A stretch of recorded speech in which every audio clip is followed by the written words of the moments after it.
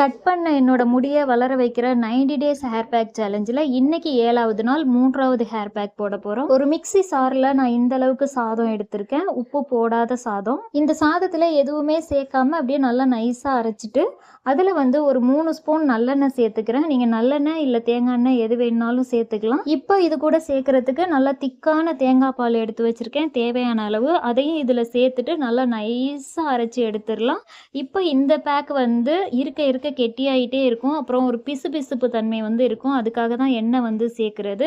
உங்களுக்கு கெட்டியாகிட்டே இருந்ததுன்னா நீங்கள் கொஞ்சம் எண்ணெய் சேர்த்துக்கலாம். அப்படி இல்லைன்னா இன்னும் கொஞ்சம் தேங்காய் பால் மீதம் இருந்தால் அதையும் சேர்த்து நீங்கள் மிக்ஸ் பண்ணிவிட்டு தலையில் நல்லா போட்டுக்கலாம். ஒரு அரை மணி நேரம் நல்லா தலையில் போட்டு வச்சுருந்துட்டு ஒரு வெதுவெதுப்பான தண்ணியில் குளிச்சிருங்க. குளித்ததுமே நல்லா தண்ணி குடிங்க. தண்ணி எப்போவுமே நல்லா குடிங்க. நேரத்துக்கு நல்லா ஹெல்த்தியான ஃபுட்டு எடுத்துக்கோங்க. நேரத்துக்கு தூங்குங்க. நிம்மதியாக இருங்க. வேறு எதுவும் டவுட்னா கமெண்ட் பண்ணுங்கள். நான் இதுக்கு முன்னாடி வீடியோவில் சொன்ன பொருள் எல்லாமே வாங்கி வச்சுருங்க. அடுத்து